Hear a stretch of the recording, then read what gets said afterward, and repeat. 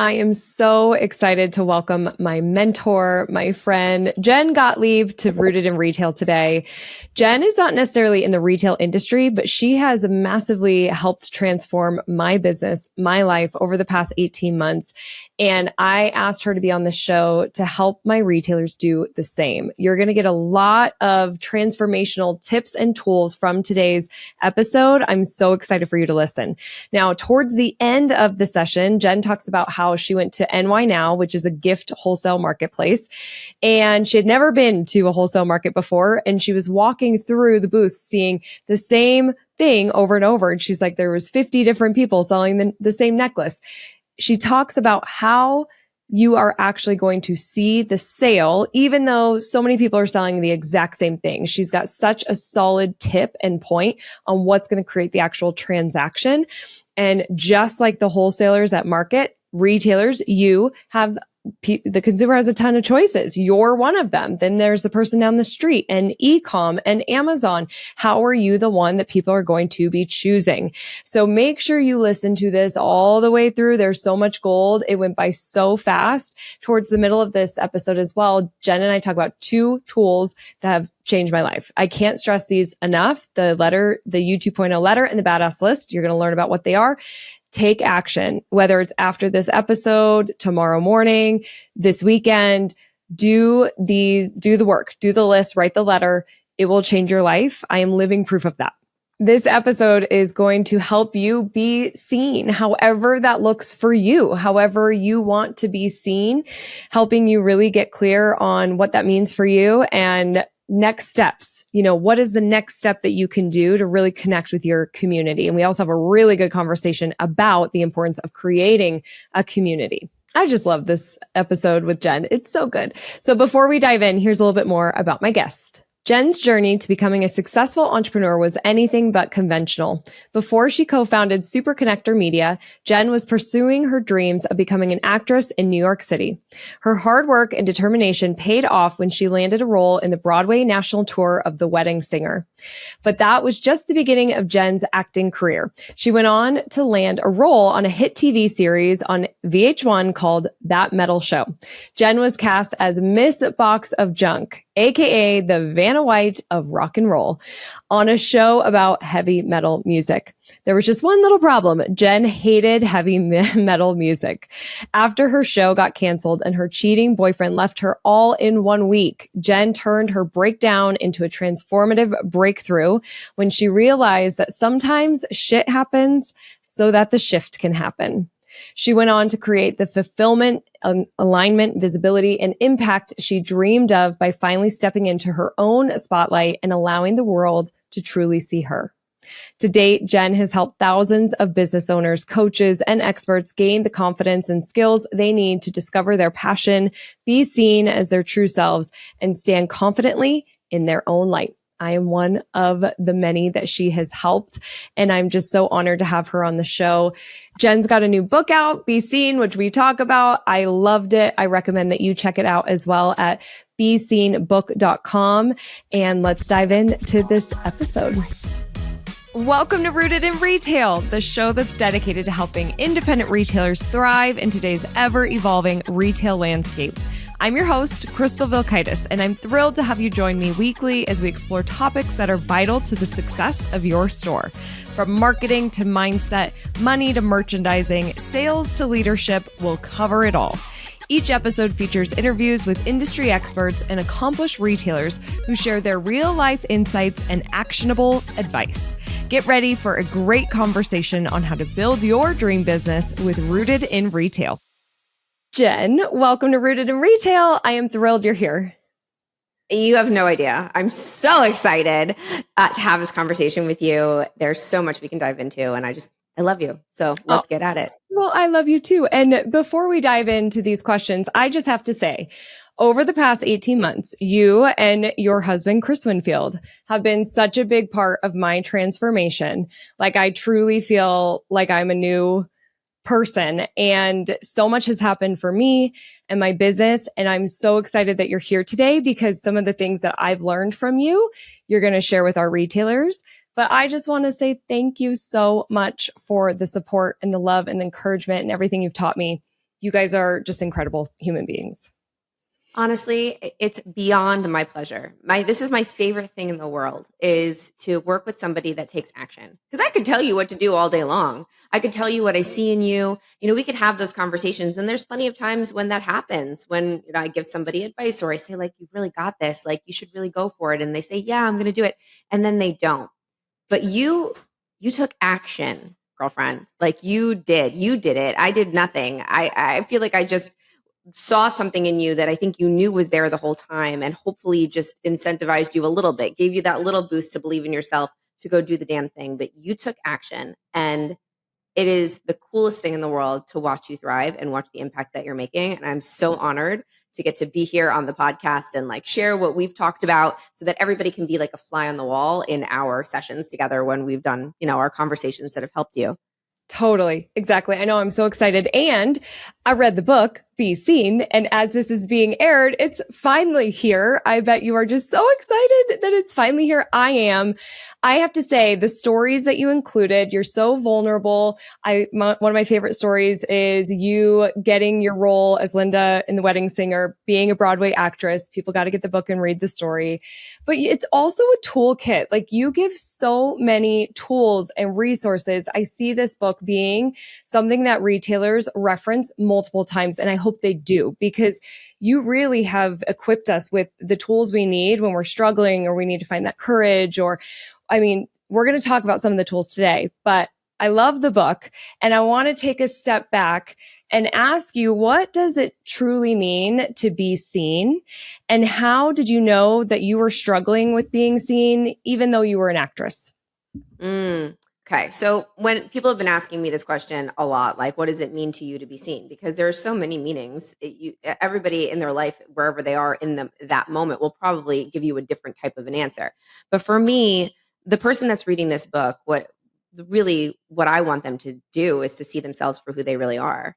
It all starts with that, because I know from experience that I was never able to actually be seen and develop the business and the brand and the community and the audience and the fulfillment that I've been able to do if I didn't take down the mask and stop being seen as who I thought everyone needed me to be and started seeing myself for who I really was, to let the right people see me.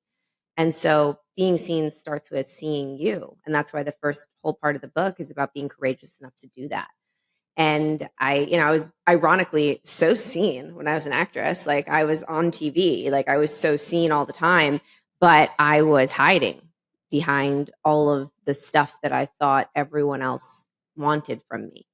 And I was playing the part of what I thought I needed to play in order to get love, in order to get likes on Instagram or Facebook or whatever, or in order to get jobs, in order to be paid, in order to get acceptance, in order to feel that feeling of feeling seen. But the crazy thing is that the more that I was seen as that version of myself, the more disconnected I became and the more depressed I became, because I started to go through like this, like I was arguing with my inner self like every day.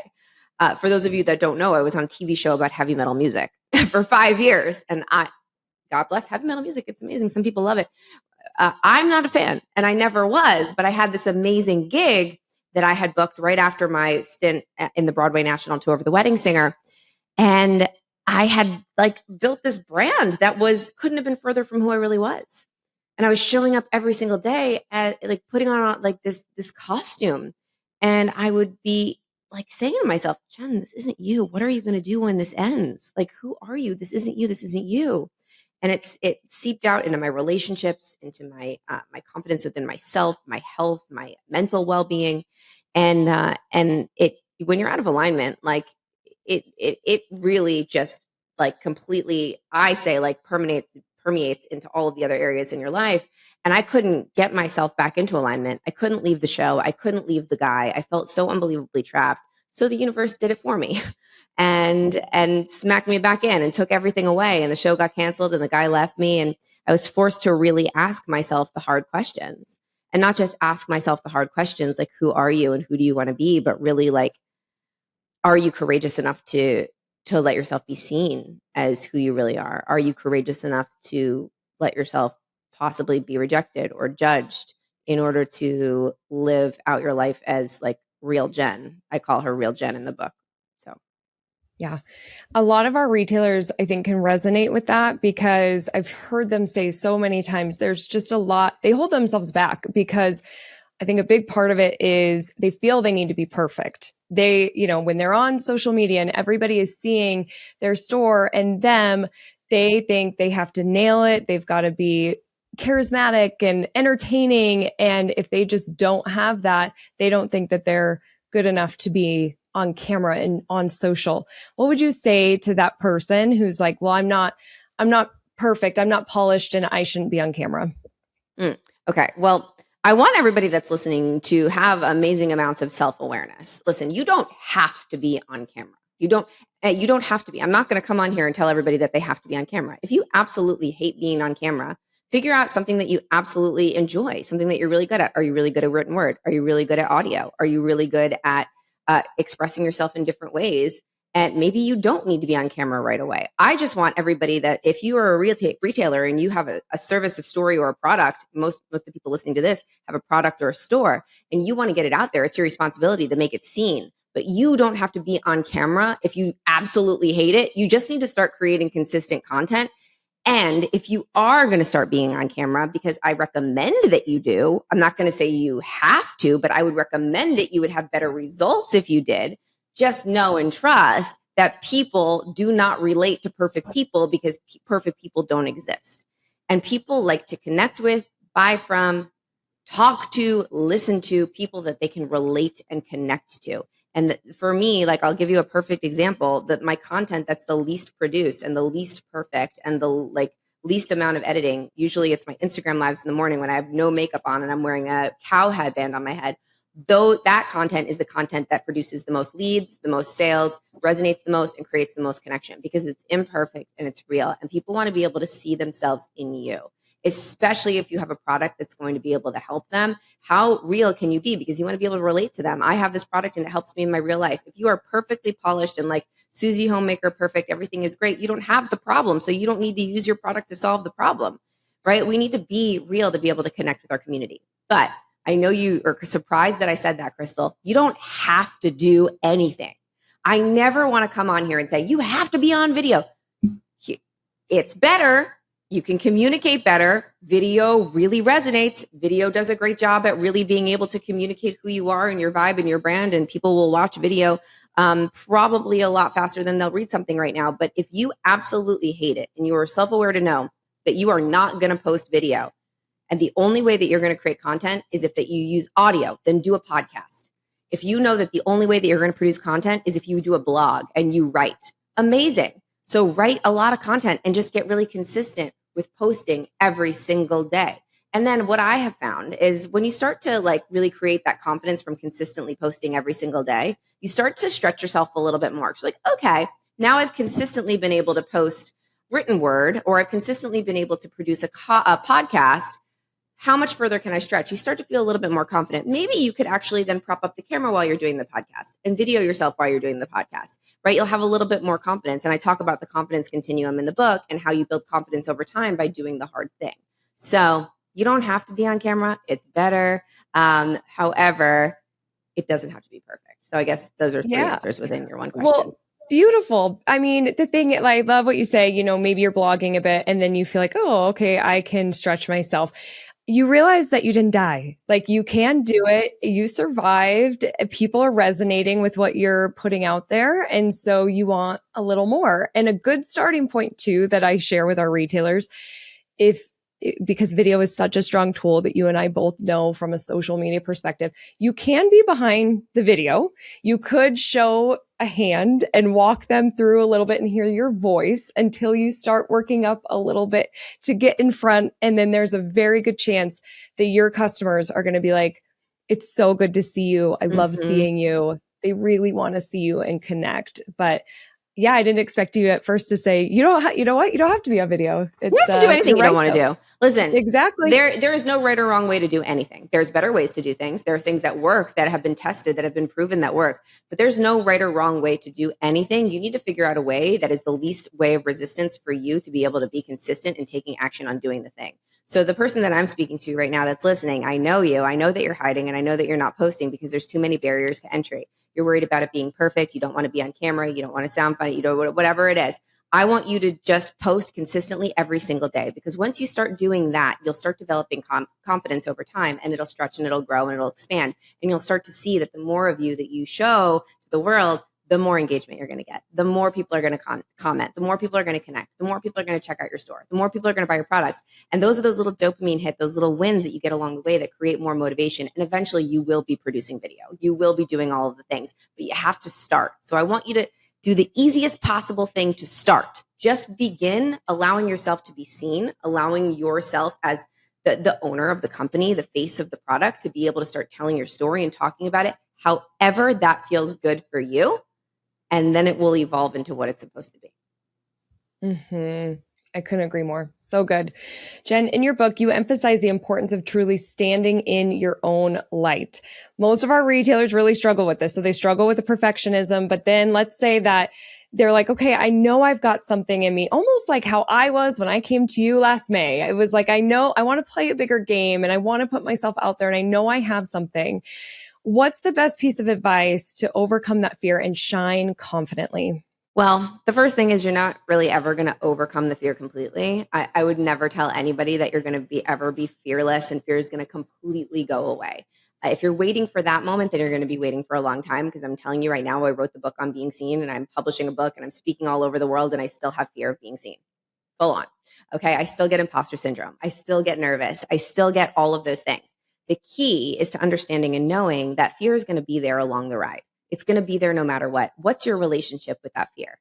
How do you want to talk to that fear? How do you want to take action even though that fear is with you? Because if you can become an expert at doing things with fear there anyway, you will become successful. Because it's not your I'm not expecting fear to go away. I'm expecting things to get easier the more that I do them. The more I do hard things, the more I take away the power that fear has over me. But I'm not expecting for that fear to totally go away, especially when I'm doing something I've never done before. But I know that when I do something difficult that I'm afraid to do, and I allow fear to come, and I allow fear to be with me as I do it, and I'm just like, fear, get in the passenger seat of the car, let's go. Like, you shut up and you come along the ride, and I do the thing and I get to the other side and I realize I didn't die. Nothing terrible happened. In fact, something good happened. Holy shit. I put another coin in my confidence bank and become a little bit more confident for the next time. It doesn't mean that fear is not going to be there next time. Fear is going to be there again. And it's going to make up some other crazy excuse as to why you shouldn't do the thing. Or it's going to start to negotiate with you as to why you shouldn't be consistent and you shouldn't keep going. But your job is to allow fear into the car with you. Allow anxiety in. That anxiety, that fear, all of it, I know for sure because I felt it so much. Crystal, especially during this book launch, it's crazy. It's so meta. I wrote the book about being seen, and I've had to be seen on a level that I've never been seen at, like in my life. So fear is there the whole damn time. Fear is like, it's in the car. It is like almost on my lap, but I've been doing all the things with it right there. And the more that I do it with it right there, the more it shuts up. It's still there, but the more I understand that I've got the power over it. And that's what confidence is, being able to trust yourself. Being able to trust yourself that you can do something that's really difficult and come out to the other side okay, because you've always got your own back and you trust yourself to stick to your own commitments, no matter how scary they are to do. So if you're afraid to be seen, my message to you is to start being seen. And I know that that really sucks, but you have to do everything in your power to make it as easy as possible to get that first thing done. So in the book, I talk about the confidence continuum, and it's all started through that first action step. The action step is the thing that initiates the whole process to start to evolve so you can build confidence over time. So let's talk about it. Let's give an example for your listeners. Like if you're absolutely petrified to go live on social media. All right. So I know many of your people are probably like, yeah, I would never do that. Like I'll post a nice static image, but I'm not going live and talking about my product. I know what they're thinking. All right. So I'm telling you right now that I started going live this year and it has increased my engagement. I go live every day. You don't have to do that, but I do it. It has increased my engagement. It's made my reels go viral. It's made an unbelievable community that I have that I've developed through going live every day. Everybody shows up together. Every time I tell them to buy something, do something, DM me, they all do it because I show up for them every day. So going live can absolutely help your business, but you're petrified to do it. All right. So the day comes. Here's the first thing I want you to do. I want you to set a commitment. Say, I'm going to do this no matter what. You talk to fear. You say, fear, I hear you. I see you. get in the passenger seat of the car and come along the ride with me. So you know that fear is going to come. You know it's going to be scary. You embrace the fact that your hands are going to shake. You embrace the fact that you're going to turn on that button and you're going to feel like you don't look right or you don't sound like right. And you're going to start to talk like nasty, negative things to yourself maybe. And it's okay. Those are all symptoms of fear. However, make it a lot easier. Call a friend. Like this is the ultimate. Call a friend and say, hey, I'm about to go live in 5 minutes. Could you just jump on and comment in there with me and be there with me and support me? Because if you go on, you don't know that anyone's going to be there. That makes it a lot easier. If you know someone, like I'd be like, Crystal, can you just pop on the live really quick and just like put some heart emojis, like support me, like communicate with me, ask me a question so that I can have something to talk about. It makes it easier. So you do whatever you need to do to make that first action step that's really scary easier. You do the thing, okay? After you get off live, oh my God, I did it. I didn't die. Holy crap, I did it. Check. Oh my God, that's a win. You get a dopamine hit. You feel good. You feel, wow, okay. So then the next day you go to do it again. You're still afraid, but you're a little bit less afraid because you know you did it the day before and it wasn't that bad. You go live again. Maybe this time you don't need to have a friend on there. Maybe this time you're like, I did it yesterday. I'm okay. I don't need the training wheels. I got it. I can do this. You go live. Maybe a few extra people show up than they did the first time. Wow, that's amazing. Maybe that time somebody DMs you after you're live and they say, I really loved what you were talking about. How do I buy stuff from your store? Whoa. Okay. Going live really doesn't. Now you've got motivation because we don't get motivated by sitting around and thinking about it. We get motivated by winning. When we get a win, holy shit, now I'm motivated. Going live sell stuff. I'll go live again tomorrow. Then you go live again the third day. The third day is easier than the second day, which was easier than the first day. You do it. Maybe 6 people show up that time. Maybe you get 2 DMs from that one. Holy crap, big wins. Now you have momentum. Then the next time you do it, you have way more confidence. This is how the confidence continuum works. Unfortunately, it starts with taking action, even though you are afraid. But if it was easy, everybody would be a ripped billionaire. Like everyone would be a billionaire with an 8-pack if hard things weren't hard. But it's not. And that's why there's not very many successful people. That's why success is success. That's why it's something that people strive to get. That's why not everybody's successful because it's difficult. So if you're listening to this right now and you know that you need to be seen, but you're hiding because it's scary or it's painful or it's uncomfortable, please understand that discomfort is only temporary. That discomfort or that fear or those feelings that you have when you're about to press live, where it's like, oh my God, I can't do this. What are they going to think of me? Oh my God, I don't look good. I don't sound good. They only last for that moment. But that feeling that you get on the other side when you're done, that growth that you experience from those 3 minutes of discomfort, that's forever. That's what success is made out of. Jen, I felt such a sense of relief when you were talking about just fears in the passenger seat and embrace it. You're going to have, you said shaky hands, and that's so how it shows up for me. And I spoke this week and they didn't have a lav mic. I had to do the handheld and I shake and I'm just like, well, what's my choice? I mean, this is what it is. So I just have to do it. And it was all fine. I bet you if I ask anybody in the crowd if they could tell, I don't think they could. We know within ourselves as you're doing the live stream, as you're creating your reels and your stories, like we know we're shaking on the inside, but your customers care so much. They just want to connect with you. They just want to see you and just embrace the fear. It really takes, when you do that, it just takes that pressure off. Like I physically could feel myself relax when you said that. So I know retailers felt that too, if they're experiencing that. Now, one of the tools, my first event that I went to with you guys was Unfair Advantage Live, and you have this practice, this exercise that you made us do to write a letter to you 2.0. Well, from you 2.0. So it was you a year from now writing to yourself. And this was such a transformative experience for me that I had my Evolve attendees do this year, and they loved it so much, like raving reviews. And I want you to talk about what the power of the U 2.0 letter and how you came about this and why people should do it. Yeah.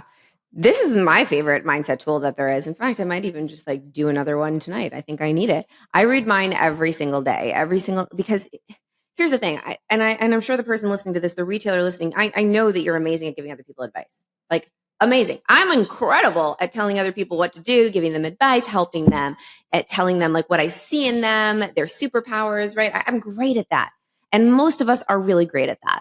We're just not so great at doing it for ourselves. And if I were to dub you, Crystal, and have you give Crystal advice, you would probably give yourself like the greatest advice in the entire world. But if I told you to just tell yourself that advice, I don't know if you would be able to really communicate it to yourself or believe in yourself enough that it would really resonate.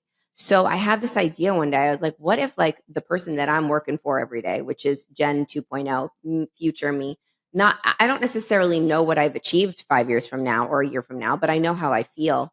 I know how that woman feels. I know that that woman feels unbelievably confident and empowered and focused and fulfilled and just really proud of herself and has had so much growth and has become wiser. And if I could tap into her, which I can, and I can feel the way that she feels, we can do that if we go on a wonder walk and we start to really just like embrace what that person would feel like if we achieved all the things that we know that we're capable of achieving. What would that woman say to me now? Because me now, I could go back and I could talk to 18-year-old Jen and tell her exactly what she needed to do. Exactly. So what if I could be like, okay, I'm, future Jen talking to me now. What would I tell her? So I tried doing that and I was just like, dear Jenny from future me. And the letter that I wrote was like, holy shit, why am I doing these things? And then I read the letter and I read the letter and I was like, that was the greatest pep talk ever. I don't need a coach. I was just coached by like the greatest coach in the world, which is my future self. Right? And we have the answers within us. It's often just clouded by the shoulds, by the other voices in our heads, which is normal. Like that's life. Like we've got friends and parents and partners and like the judgment that we might feel from whatever these fake things that we put in our minds that everyone's caring so much about. And when we write that letter to ourselves, all of that stuff goes away. And you're able to really just give yourself the advice that you know that you need to hear. And then if you can read it from a place of like, okay, this badass coach just wrote me a letter, it's so helpful. So I want everybody that's listening, you should do it. If you've never done it, it's so powerful. I love assigning action items on the podcast here. And so that is so an action item to our listeners. Take the time to write your U 2.0. This could be a half hour. In fact, Jen, I did another one this morning. It's so funny that you said I should do one today because I was like, it's been a little while. And really the power to this too is reading a daily, like you said, Jen, like you have to reconnect with that. You need those reminders. I have been somebody who, I ask everybody else's opinion and need to know what everybody else is thinking. And I have lost my path along the way in doing that. And then you wake up one day and you're like, wait, how did I get here? This isn't even what I want. And you don't feel that fulfillment and you're just off course. But this is why I love this exercise. Cause like you said, we have the answers within, but we just have to give ourselves that space to sit down, do it. Read it every single day. So that is an action item for all of our listeners. And if you want, like DM me and or Jen and be like, I wrote my U 2.0, like you don't have to send it to us. Just like I did it, just for some accountability there. Yeah. Okay. Another tool. I had a friend just a couple weeks ago. She is a mama. She is a business owner. And it was just like struggle after struggle after struggle for her. It just was like really heavy. And we all can relate to this. It doesn't matter if you're a retailer, entrepreneur, parent, we all have been through this before. And I could like feel her energy just being like, gosh, is anything going to work out? And I know her. I know how amazing of a human being she is. So I texted her to write her badass list and explain what it is. I'm using the tools. I love it. So please share with my listeners what the badass list is. The badass list is the entire third chapter of the book. An entire chapter had to go to this because it is my favorite tool. I think I said that about the letter from U 2.0, but the badass list is a close second probably, or let's just have them in the same journal, like one page and then the next page. But I like to put my badass list in my phone. So here's what the badass list is. It is my way to not overcome, but my way to move through imposter syndrome or feeling not worthy of something. Because I think that a lot of us, when we start being seen or stepping out into the spotlight, or maybe stepping into a room that we've never been in, or an event that we've never gone to before, or maybe opening a new store or launching a new product, we are always scrolling the internet, looking at other people that are doing it. And we see everybody else's chapter 20. We see everybody else's perfect finished product. Maybe their store's been open for 5 years and they've already got it like all set in stone. Maybe we see somebody's podcast that they've already been doing for 7 years. And we're starting from the beginning. And it's very, very easy to look at the finished product and compare our chapter 1 and say, oh my gosh, I am not good enough. I'm an imposter. Like I could not possibly do that because look at what else is out there. And what happens is we forget how amazing we are and all of the incredible things that we've done and what we're really capable of because we're so focused outward on looking at everybody else. And so the badass list is a way to tap back into just how wonderful and amazing you are. Maybe you haven't done the thing that you're about to do, but you've done a lot of other cool shit that makes you completely and totally capable of doing the thing you're about to do. So the badass list is a list in your phone. Do it in your phone so you have it always with you because you never know when imposter syndrome is going to strike. And you make a list of all the moments in your life where you felt like a badass. Now, this could be major business moments. It could be very minor, tiny, itty bitty life moments that were just precious to you and no one even knows about them. Maybe it was like a time where like you really like you had a conversation with a friend and you helped them so much. No one even knows about it, but you just felt like such a badass. Or maybe it was a time when you ran a marathon, or maybe you overcame an illness, or maybe you gave birth to a human, or maybe you launched your first store or you sold your very first product and you're like, holy crap, someone bought the thing that I made. That is so cool. Anytime in your life when you are a badass, I want you to write it down on your list. And then when you're feeling like an imposter or when you're feeling nervous to go or to launch, or you feel like nothing's going your way or you're comparing yourself to a zillion people, I want you to read that list as if you're reading it about somebody else. Somebody that you're like FOMOing over on the internet. Like read it like it's not you and read it out loud. And then I want you to ask yourself, is this person capable of like doing the thing that I'm afraid to do right now? Take yourself out of it. I guarantee you will say, yeah, that person's pretty damn cool. That person's me. I use it all the time. I highly recommend everyone that's listening, get your badass list going. It's so powerful. It's so powerful. And it pulls you out of, because our minds are so powerful and you can just start thinking of all the things, the imposter syndrome and all the things that you don't measure up. And it pulls you out of that and it reminds you of who you are. And it just totally changes the energy. Like it flips the script. And so again, the book has so many tools like this. And that is an example of one, which I love. Now, I want to talk about creating community, but let's break it down a little bit. So what's the first step a retailer can take to creating a thriving and engaging community around themselves, their brand, and their business? Well, the first thing you can do is start to engage with people. And I know that might sound completely like a duh, Jen, but the biggest issue I see on social media is people are not being social.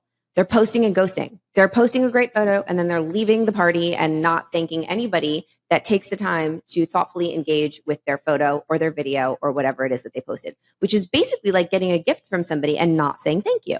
If I got a gift from somebody and I didn't say thank you, I would never expect for that person to ever give me a gift again. Like if I gave a gift to someone, they were just like, they just took it and ran away. I'd be like, well, I'm never talking to you again.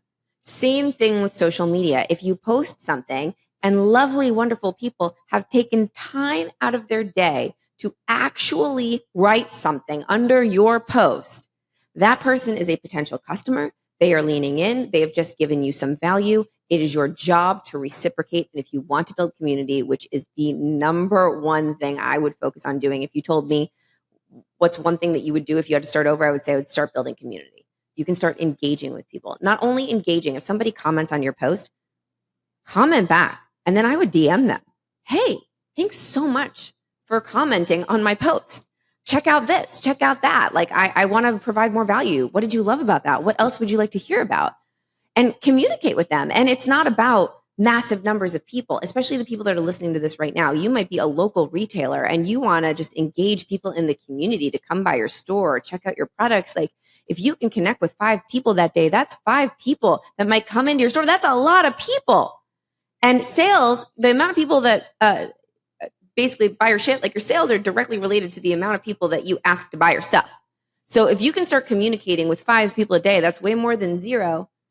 So if you want to create community, start engaging. And then of course, you got to be vulnerable. You got to be courageous enough to be vulnerable to let people in, because people do not like connecting with people that have a mask on that are so perfect and polished. And I only know this from doing it myself. Before I wrote my book, I was seen, but I was seen by posting static images that had a filter on them and writing a really great caption. So I felt it. I felt that I wasn't creating community. I felt like I've got a great Instagram. I've got a lot of followers. I've got like engagement and likes, but there was something that was not there's a difference between followers and fans and community. I didn't have that. And I was like, what do I need to do here? And I made my my whole goal was in 2019 was just like building community. And I started just focusing on posting video, even if it wasn't perfect, consistently posting video instead of static photos, letting myself be seen, and then going live every single morning and talking to people and telling people what was really going on in my life. No one's doing that. So no one is doing that. And if you can be brave enough to talk about really what's going on, like let's say you had something go on in your store and it was not the funnest thing in the world. Like it was just a real lifey moment. I encourage you to share that because there's going to be so many people that resonate with that. And it's going to be so much more of a conversation and people are going to want to communicate with you and want to lean into that because they've probably experienced the same thing in their life. And if you can tie in that mishap that happened in your store to something that is a problem that your product or your service or whatever you sell in your store solves, then it's like, whoa, you just related to your buyer on a level, like their pain point, you related to it in a totally different story. And then you said like, oh, I got a solution to that problem. Here was my issue in the store. This whole thing went crazy. It was nuts. I felt so scared. I felt so out of control. And then boom, like I got this answer. Like then you've told a story. Then you've gotten people in the door. You've got people connecting with you. They're relating to you. They're like, holy crap, I had that same issue. Oh my God, I feel for you. Wait, that helped? Okay, I'm in. Sign me up. How do I get that? It's all about being real and communicating. And I found that what's really crazy, Crystal, I don't know if you've been on this live lately, but I do this thing every day and people have made friends with each other from my Instagram live. When you come to the event next week, there's people there that have literally formed community with each other from a daily Instagram live. So now it's not even about me anymore. I don't even show up for me. I show up for them to have a place to connect with each other every single day. It's so much bigger than me. Yeah, that is incredibly special. Jen goes live every single day on Instagram. I mean, Jen, the fact that you do this, I love that you do it because so many business owners will say like, I don't have time for social media. And we are all very busy. You are especially busy with the book launch. You have so much going on. You have an awesome conference that's coming up next week. And yet you still show up every single day. And the fact that, I mean, it's exactly the same as our retailers when they're showing up in that way. We have this story I like to tell from stage where Judy and Janet, Judy is Janet's daughter. They own this flower shop together. They don't love being on camera, but they do it anyways.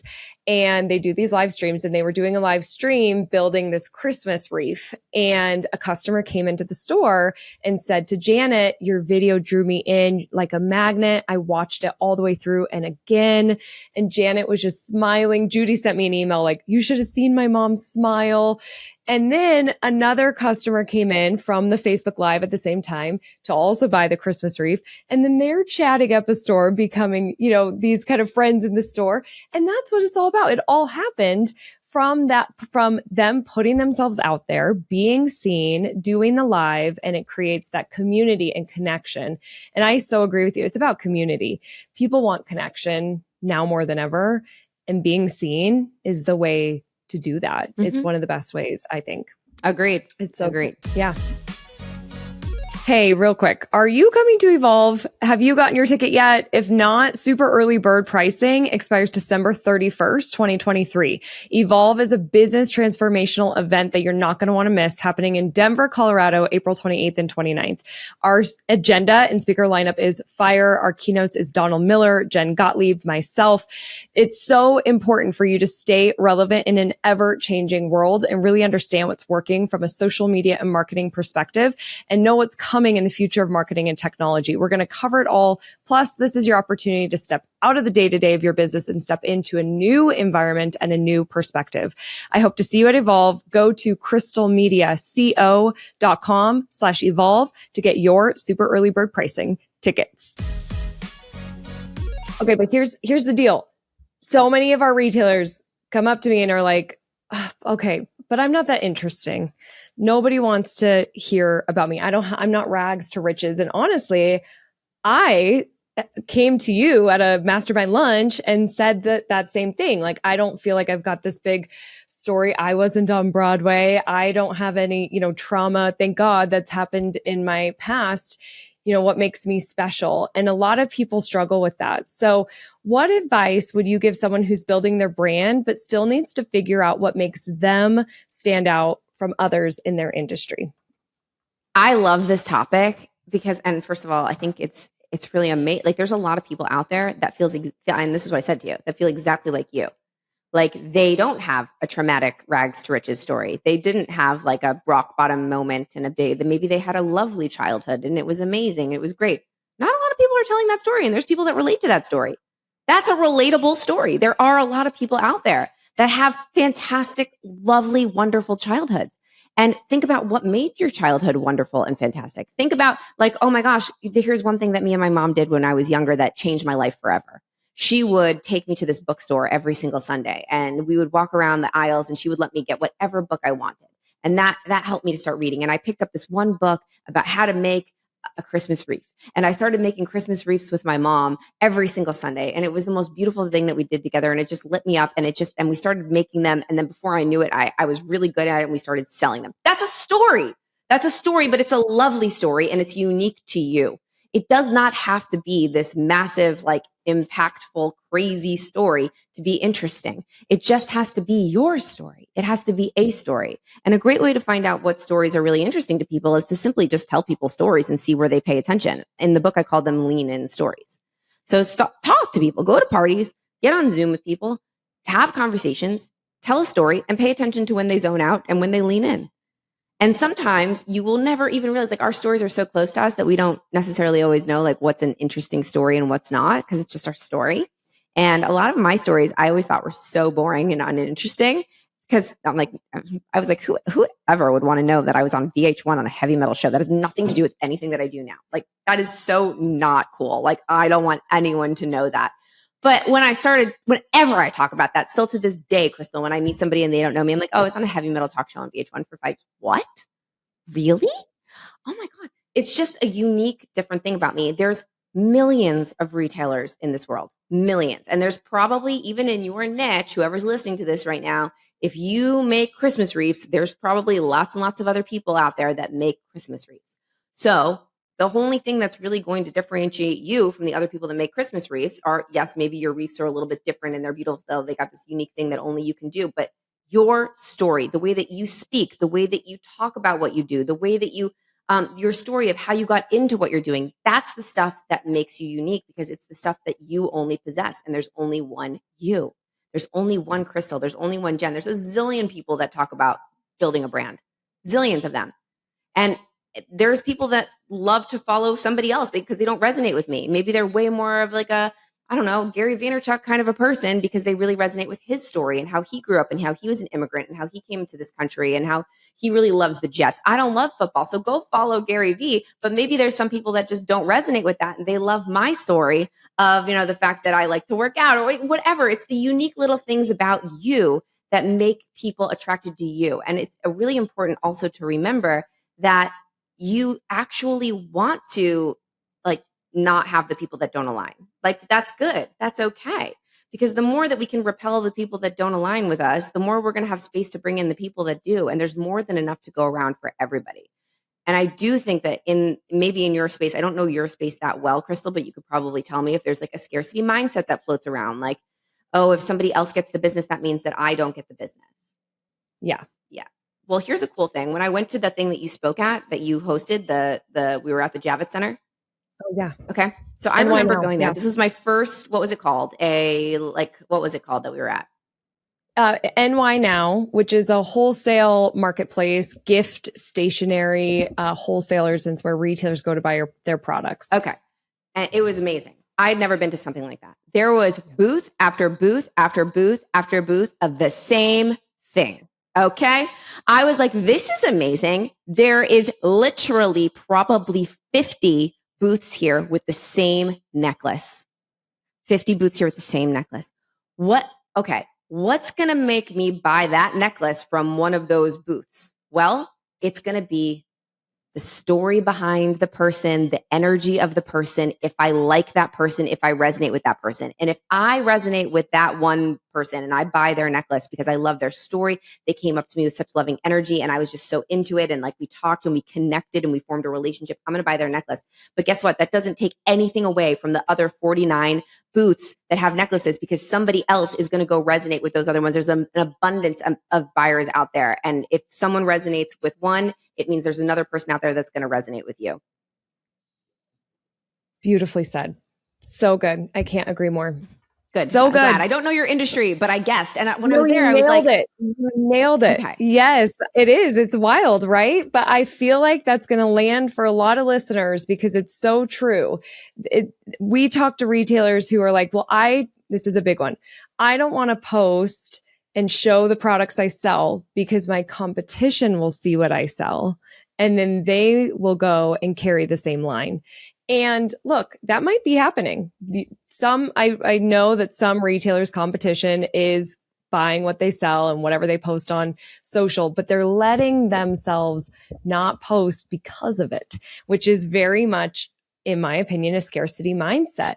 They're going to shop with you exactly like you just said, Jen, because they know you, they know your story, and it doesn't have to be so wild or so sad or anything. It's the little things that just have us connect. And if you show up and connect, that's what makes them choose you. So you so nailed it with not being in this industry. Yeah. Okay. Looking to the future, what vision do you hold for yourself? Will you share some of what Jen 2.0 looks like? Yeah. Okay. Well, I say this publicly with so much fear and imposter syndrome when I say it. So I have to preface this because, and the reason that I say it is because I feel like it's my responsibility to speak my desires into the world if I'm telling other people to speak their desires into the world. Because if you don't talk about what you want to create and what you want to do, then how is anybody going to know, and how are opportunities going to come your way? And how is the universe going to know? You never know who's listening. So for those of you that are sitting there and you have a secret desire, maybe your secret is like, become number one in your industry or whatever, you want to be like Oprah or you want to be like whoever it is, and you're not telling anyone and you're not declaring it to the universe because you're afraid of what people will think, then I want you to not just go around shouting it to just about anybody, but I want you to practice saying it in a safe space where you feel welcome to say it. And like I'm here on this podcast with Crystal, who I feel unbelievably safe with and love so much. And I know that anybody that's listening to Crystal is somebody that's wonderful as well. So I even though I feel scared saying my dreams out loud, I say them out loud in places where I feel comfortable to say them. So my goal is to become the greatest motivational speaker of all time. I don't even know what that means. I really don't. I don't. But that's the saying that I say when I think of the vision that I see. And so we'll see what that means. It's my favorite thing to do in the entire world. I love to speak. I love to be on stage. I love to make that type of impact. And that's what I see. And that's where we're going. Beautiful. I so see that for you. You are one of the only speakers that I've seen live that I started crying listening to, because I was just so moved. Like, you have a way of really connecting with your audience because you know us and you speak your truth and you're vulnerable. And that's what makes somebody incredibly motivating and inspiring. So it's done already in my book. You're already there. Super exciting news for anybody listening. Jen is speaking at Evolve.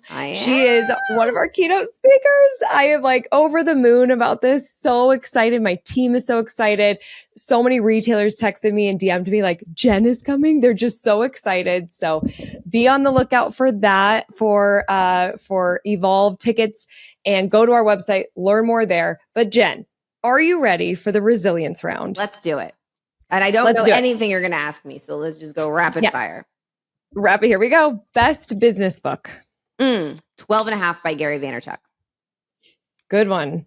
Best retail technology, like an app or software. I'm not. I'm going to Uber.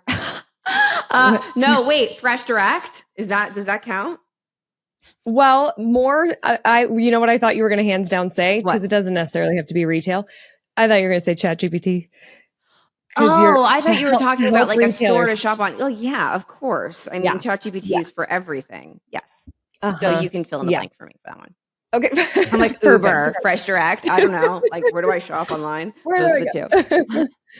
Because usually I ask because retail is ever changing. How do you keep up? But with your industry, personal branding, social media, because that's ever changing, how do you keep up with it?